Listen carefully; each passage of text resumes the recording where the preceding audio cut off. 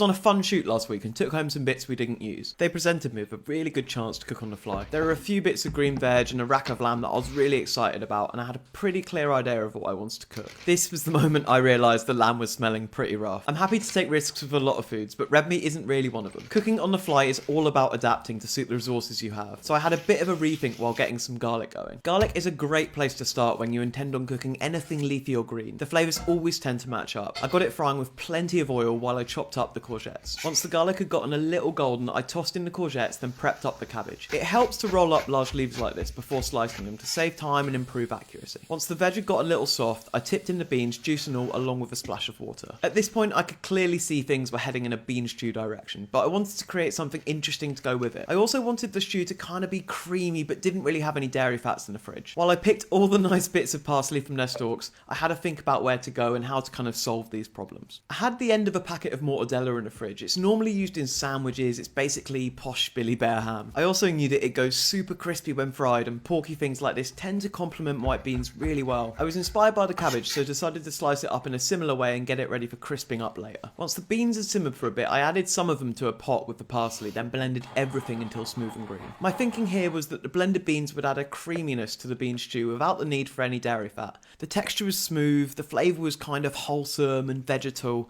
and I knew they'd form a really good background for the fatty mortadella. I got the mortadella frying in plenty of oil over a medium heat. It was at this point I noticed a few of the strands sticking together in kind of like a lacy formation. It reminded me of the bottom of a fried egg, so I cracked one into the centre. Things were going pretty well at this point, but I clocked the mortadella might burn before the egg cooked fully on top. To save any dramas and ensure a runny yolk, I quickly flipped the egg and then took it straight off the heat. I bowled up the stew and topped with the crispy porky egg. Texturally, the dish was super engaging thanks to the crispy ham and creamy beans. The green veg helped provide a bit of light relief from any potential heaviness.